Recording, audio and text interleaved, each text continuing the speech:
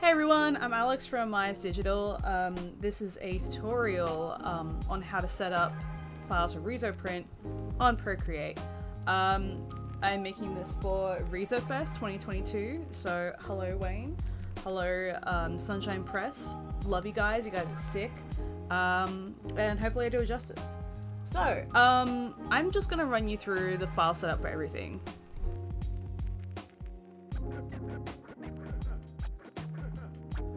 So let's get into it. So RISO print is a very interesting and unique process. A risograph machine just prints in one color, like just one color at a time. You know, like this. This is just one color, and what happens is you start from like the lightest color and you add on to it. So this poster here has I guess like four color process. So we've got like a yellow in there, our fluoro pink, and then a blue somewhere in there, and then there's black ink over the top. So this process was like never made for like art. What happened was like it was made for like I think like mining companies or something. It's got a history of its own. Go Google it.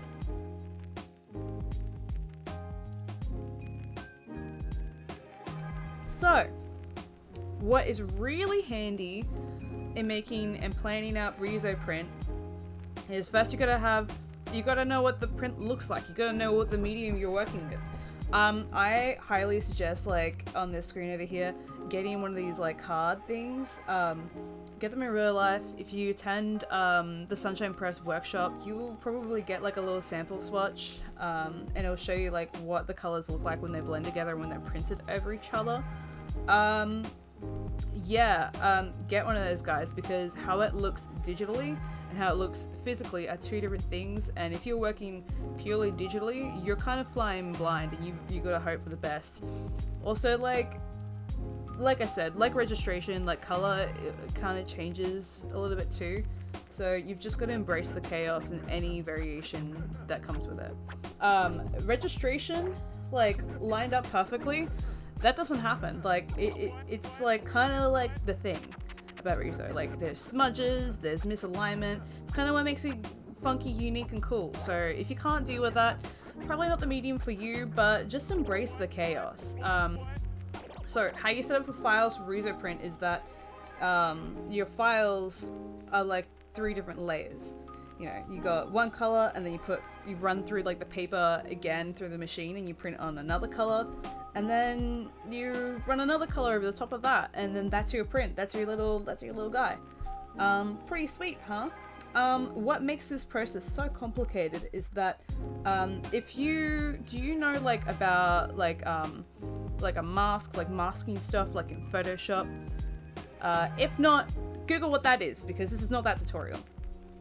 But essentially what happens is you need to submit like each layer in grayscale. Like it's like screen printing. Like it will print the amount of holes required, put overlay of thing, based for like the opacity of the color.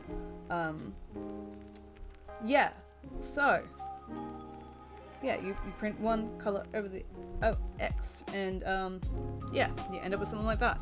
Pretty sweet, huh? So when you're setting up a file in RISO to print, you've got to like plan for each layer being its own thing and how they intermingle. So let's say that you want like something like this sort of color. I guess that is I'll just say 60%, and then over here it's about 30%. So you've got to like set this saturation to make this color. On one layer you need to set the pink to be 60, and then the yellow to be 30. Like that's just how RISO works. That's what happens when you mix colors. They overlap like that. If you don't like the overlap effect, that's cool. You can do this thing called like knockout, and that's when this is like one shape and that's another shape. But just keep in mind that with RISO, registration is off. If you don't know what registration is and all this sort of stuff, just Google these terms. Also, if you go higher than 80, you can saturate the paper too much with ink, and that can cause like smudging the machine, and it can ruin your prints, and you can warp the paper. Like just keep it below 80. There's no benefit.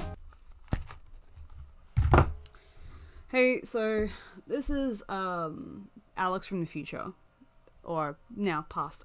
Don't worry about it. I've got different hair. I wasn't really vibing with the whole simple Jack look. Don't even sweat it. Don't even sweat it. I'm just here because I need to clarify a few points. Like a few things that I've noticed like post edit. I've never really made a tutorial like this before, so bear with me. I know it's chaotic. We're here for the ride. What I mean by like opacity and saturation is like you want to set the opacity of your layers. You don't want more than 80% opacity with your grayscale print. Like you don't want the darkest color to be more than 80%. So I didn't really like intro very well into this next bit. So this is just a walkthrough example of something that I made for this tutorial. It's just like a simple concept sketch that we're going to divide into layers and process and make into like a thing later on.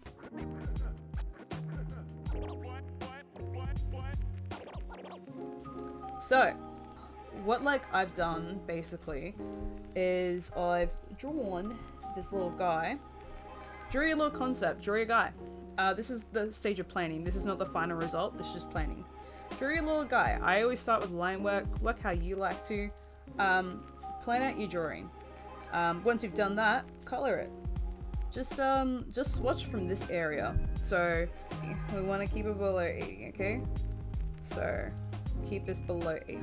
So this is your safe zone. Swatch from your safe zone. So I've done that.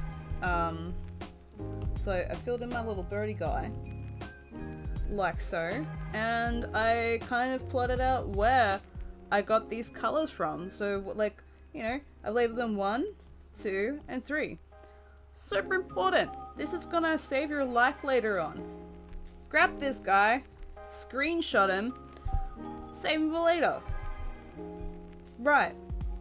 And what you do once you've done that is make sure that you document and like find out, like plot these colors on this little graph thing. Once you've done that, I know it looks insane. So you like just plot them where they sit on this little matrix, and you figure out how much of each ink is in each one. So like this color is made up of like an amount of pink and blue. Same with all of these, by the way. It works with every color. It's a little bit of blue and a little bit of pink. But our job is to figure out how much blue is in here and how much pink is in here. So in this case, we've got 50% blue and we've got 30% pink. So for number 1 over here, we've got number 1 over here, 2, we've got 2, 3, we've got 3.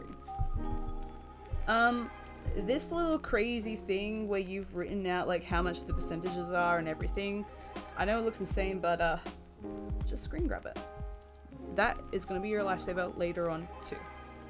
So that's the conceptual stage. That part is done.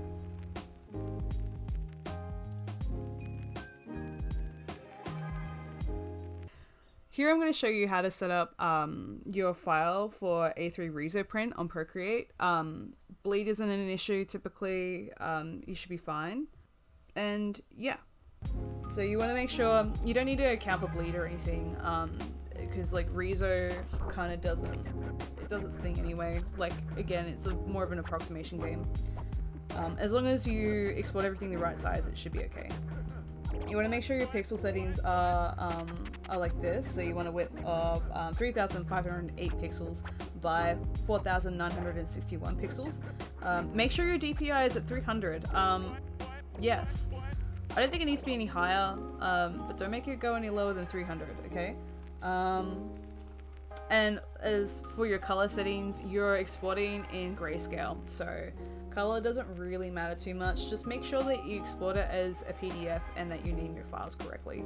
Now that we're done with the conceptual stage, we've got to like make these colors a reality. And this is such a confusing, mind-boggling part of the whole process. So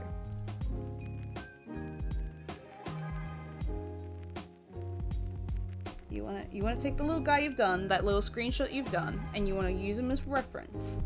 And then you wanna trace out, this is how I work. I always draw with line work. If you don't, I don't know, good luck to you. Hopefully other parts of this whole video will make sense to you. But yeah. So what you want to do is you want to take your reference and redraw the line work for this guy.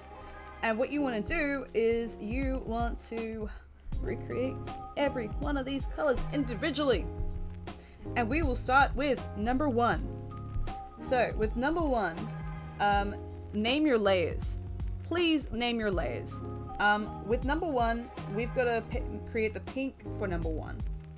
And if you go into like your crazy person panel, that's in the reference area. So this is like you go to canvas and then you go to reference, and when you turn your reference on, you can select your image, you can import it. Real cool shit. Anyway, we need to make we've got the formula for like color number 1, and we can see that it's 50% pink and it's 80% blue. So we need to make pink 1. You want to create like a layer that's like number 1 and fill in the area for number 1. To do that, a really quick way to do that is, let me just show you. A really quick way to do that. Make sure you use like 100% black, like 000, like nothing. What you want to do that is a really quick way to fill in areas is you grab like your line work, and then you hit plus, you create like a whole new layer. You double tap this guy, you make him a reference, and then as long as this guy is above the reference, it should work. But you want to just drag your little blobby guy and hit like that. And then there you go, you've like filled in according to the line work. Now, everything, because registration is always off, everything is exposed. So you want to smooth out these guys real nice. And you want to, anything you don't want to show, you just hide that. You just hide that. Like, just clean up your work. It's you know, very good to do so. Very good practice. You want to keep this layer as black ink, by the way. Just make that like a layer if you want to keep line work. It's just handy. But you know, once you've filled in your area, you want to duplicate that layer into 2 different layers. So you want 1 blue and then 1 pink. And this is where the magic comes in.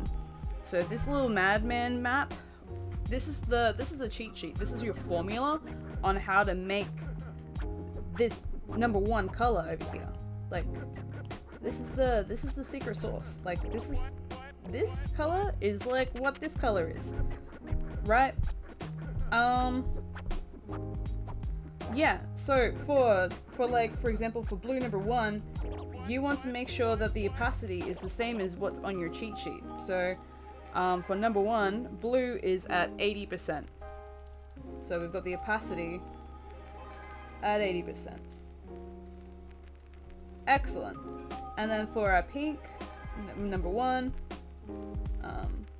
we want our opacity at 50%, like before. And you can kind of like get an estimate for what these colors look like if you grab like these colors and then make them clippy marks over the top of each other. Make both like layers visible. They'll make all layers visible. And you want to change this blending mode for your base layer. So like pink 1 and you know, like 1 pink and 1 blue. You want to change the opacity, the blending mode to multiply. And same for this guy. So we go down and we go multiply. And that will give you an approximate color. Now, obviously, I'm not an idiot, and neither are you, so we can both see that these are 2 very different colors. Look. Again, print and digital are not the same. It's not going to look the same. It's probably going to look a little bit more desaturated when you go through the preview. Don't worry, like, it will. This is why the print sample is important, because you know exactly what you're getting into with that. All right, back to colors. You want to create these layers of the actual. This is the hex code for it. So if you're lazy, there it is. Right, see that? Yeah, this is why you have a sample, because the color that's on digital and what will be printed they're very different. It's actually really difficult to approximate, and this is like kind of the best bet you've got. On digitally, it will look lighter than how it actually prints. It will look darker when it prints. But yeah, this is why you need like a sample, otherwise you're flying blind. Look, as long as you like use the trick, whether you do with the values, don't worry, just be an artist. Keep it loose. Don't get too attached to how things will be. They don't have to be too intentional. Don't get too finicky. RISO's a mess, but it's kind of what's beautiful about it. But yeah, so we've just created color number 1 through that, and you want to do that. You want to do that for all of them. So again, so for number 2, for example, you want to fill in that area the way that we did that before. If you don't know what that is, go back to the timestamp or whatever, watch that again. And then, yeah, and just rinse and repeat.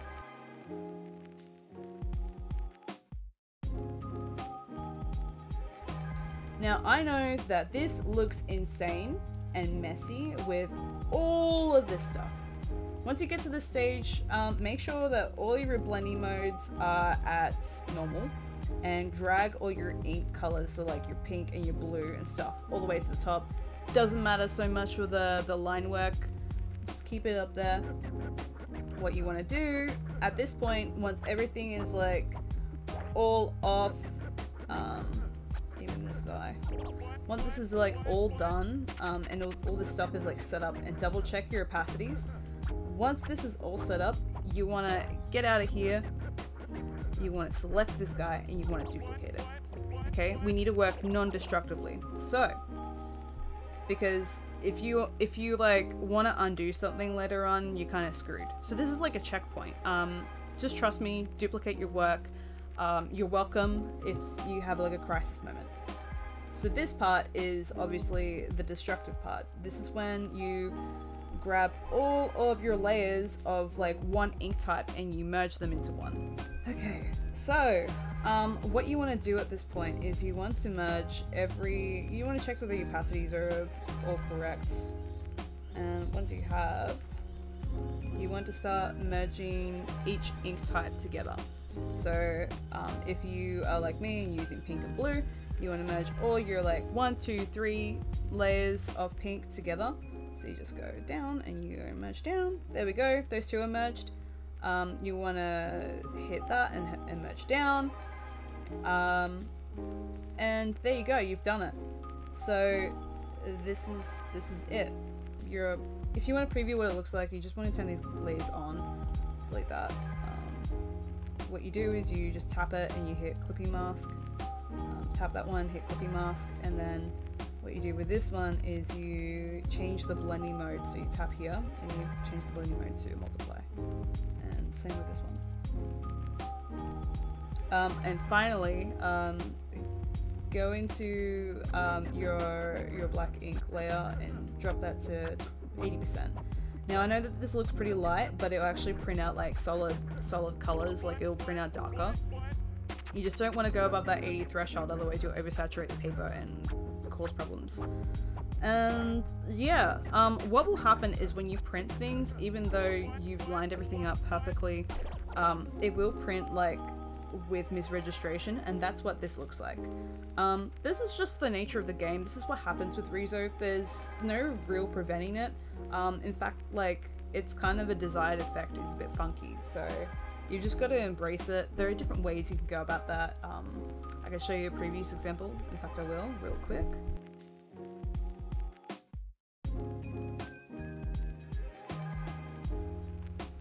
Yeah, so this is how mine turned out last year, and it looks different in print than it does in real life. I mean, it looks different in digital than it does in real life, because this color here, this is like a light highlighter orange, straight up.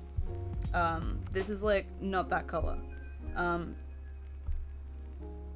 like this is like the colors turn out different. Green is really tricky to work with in RISO, just a heads up. I didn't have too many issues with mine because I'm a genius, but yeah, just be careful. Like green is one of those colors where it's like a bit iffy. And that green is obviously a combination of yellow and blue. It's very difficult to work with. But yeah, that's my submission last year. What I did to hide some mistakes is I actually already glitched some stuff and then misregistered it on purpose, because it will just like kind of exaggerate the effect a little, you know? So have some fun with it.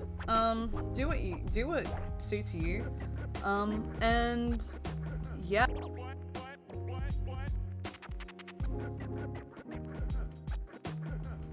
Okay, so now we're gonna get into exporting your layers in RISO print. What you want to do is, so we've got 3 layers here. We've got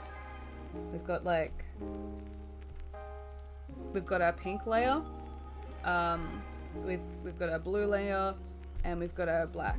So these little clippy mask things that we've got, we just want to shut them off. We want to turn them off. So what we want to do is we want to export each one of these in grayscale. What we want to do is we want to grab our pink grayscale layer, and we want to export that. So we go into share and we export that straight up as a PDF. Yep, and we want to select highest best quality and save that where you need to. So like just, you know, make sure that you name it like what it is. So you want to save that out as like the pink layer. You want to specify what print it is, what layer and color it is printed at, and then what size it's at. So you want to do that with your pink layer, then you want to do that with your blue layer, and then you want to do it with your black ink layer. Make sure that your black ink layer is at 80%. And yeah, when that is all said and done, it should come out like something like that. If you can figure out a different way to do it on Procreate, kudos to you. This is just how I do it. This is how I plan it out. Oh, and one last thing before I go. It is super handy for the printer to see a little snapshot of what your guy looks like. So you want to just do a little screen grab, or you can even export it as an image yourself, and then send that to them to make sure that the colors are close enough to what they are. Again, RISO print is such a chaotic process, and you've just kind of got to accept what comes out in the end. You can control it to some degree, you can plan it, but ultimately it is what it is. Thanks for bearing with me, thanks for watching the tutorial. Hopefully it made sense. Any questions and stuff, just DM me, message me or something, and I'll try and answer it. So yeah, see ya.